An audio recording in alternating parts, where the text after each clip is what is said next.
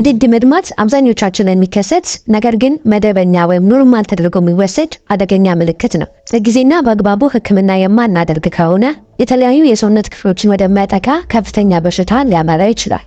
የድድ መድማት ችላ ማለት የሌለብንና አስቸኳይ የሕክምና እርምጃ መውሰድ ያለብን አሳሳቢ ምልክት ነው። በዚህ ቪዲዮ በቤት ውስጥ ማድረግ የሚችሉትን ቀላል የሕክምና አማራጮችና መች ወደ ጤና ተቋም ሄደው መታየት እንዳለቦት በዝርዝር እንመክራለን። ሰላም ጤና ይስጥልኝ የጤና ላይፍ ቤተሰቦች እንዴት ናችሁ? ለቻናሉ አዲስ ከሆናችሁ ቻናሉን ሰብስክራይብ እና ላይክ አድርጋችሁ ጀምሩት። አሁን በቀጥታ ወደ ጉዳያችን እንገባለን።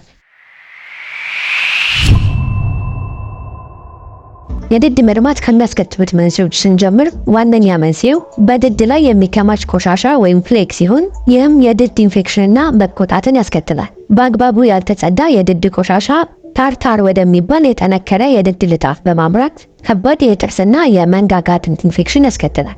ከ90 በመቶ በላይ የሚሆኑት የድድ መድማት ምልክቶች በዚህ ኢንፌክሽን ምክንያት የሚከሰቱ ናቸው። ሌሎች የድድ መድማት ሊያስከትሉ የሚችሉ ምክንያቶች ደም በቀላሉ መፍሰስ ችግር ያለባቸው ሰዎች፣ ጥርስን ከመጠን በላይ አግባብ ባልሆነ መልኩ መቦረሽ፣ በእርግዝና ወቅት የሚያጋጥሙ የሆርሞን ለውጦች፣ በአግባቡ ያልተሰሩ የጥርስ ሙሌቶችና የጥርስ ፍሬስ፣ የቫይታሚን ሲ እጥረት ወይም ስካርቢ፣ የቫይታሚን ኬ እጥረት፣ የደም ማቅጠኛ መድኃኒቶችን መጠቀም እንዲሁም አልፎ አልፎ የተለያዩ የካንሰር አይነቶች የድድ መድማትን ሊያስከትሉ ይችላል። ሌላ ምንም ምልክት ሳይኖሩት የእነዚህ ሁሉ በሽታዎች የመጀመሪያ ምልክት የድድ መድማት ሊሆን ይችላል። ምልክቱን እንዳስተዋሉ የሕክምና እርምጃ መውሰድ አለበት።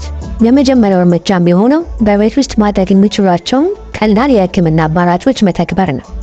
በድድ ላይ ቀጥታ በረዶ ያለበት ውሃ ውስጥ የተነከረ ፋሻ በመጠቀም መድማቱን መቆጣጠር። በቀን ቢያንስ 2 ጊዜ ለስላሳ የጥርስ ብሩሽን በመጠቀም ጥርስን መታጠብ ወይም መቦረሽ ያስፈልጋል። ከዚህ አልፎ በጥርስ መካከል ያሉ ክፍተቶችን ለማጽዳት ለዚህ ተብሎ የተሰሩ ፍሎስ ማድረጊያ ክሮችን መጠቀም ግድ ነው። ሌላኛው የድድ መድማትን ለማከምና ለመከላከል የሚረዳው በቤት ውስጥ ማድረግ የሚችሉት መፍትሄ ግማሽ የሻይ ማንኪያ ጨውና 1 የሻይ ማንኪያ ቤኪንግ ሶዳ በመቀላቀል በውሃ በራሰ የጥርስ ብሩሽ በእነዚህ ውህዶች ጥርሶትን ቢያንስ ለ2 ደቂቃ መቦረሽ። በተጨማሪም በሃይድሮጂን ፐሮክሳይድ መጉመጥመጥ የድድ እብጠትንና መድማትን ሊቀንስ ይችላል። መዋጥ ግን የለብዎት። አልኮል የያዙ የጥርስ ማጽጃዎች ማስወገድ አለብዎት። የቫይታሚን እጥረት እንዳለብዎት ከታወቀ የቫይታሚን ሰፕሊመንት እንክብሎችን ይውሰዱ። በሚወስዱት መድኃኒት ምክንያት የድድ መድማት ካጋጠሙት ከሐኪሙ ጋር በመነጋገር መፍትሄ መፈለግ እንጂ መድኃኒቱን በራሱ ማቆም የለብዎት። የጥርስ ሙሌቶች ወይም ብሬስ የድድ መድማትና ምቾት መንሳትን የሚያስከትሉ ከሆነ የጥርስ ሐኪሙን በአስቸኳይ ያናግሩ። በአጠቃላይ የድድ መድማትን በተደጋጋሚ ከመከሰት ለመከላከል ሙሉ የጥርስ እጥበት ቢያንስ በየ6 ወሩ 1 ጊዜ ማካሄድ ጥርስና ድድ ላይ ተለጥፈው የድድ መድማትን የሚያስከትሉ ቆሻሾች ለማስወገድ ይረዳል። የተመጣጠነ ጤናማ ምግብ መመገብና ጣፋጭ የበዛባቸው ምግቦችን መቀነስ። ሲጋራ ማጨስ ሙሉ በሙሉ ማቆም። አስፕሪን በቀላሉ የመድማት በሽታን ሊያስከትል ስለሚችል በሐኪም እስካልታዘዘልዎት ድረስ በራሱ አለመውሰድ።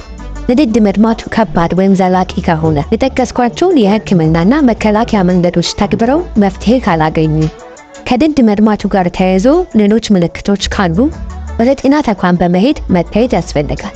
እንደዚህ አይነት አስተማሪ ቪዲዮዎች እንዲደርሳችሁ ከፈለጋችሁ ቻናሉን ሰብስክራይብ እና ላይክ ማድረጋችሁን እንዳትረሱ። በቀጣይ ቪዲዮ እስክንገናኝ መልካም ሁሉ እመኝላችኋለሁ። ቻው።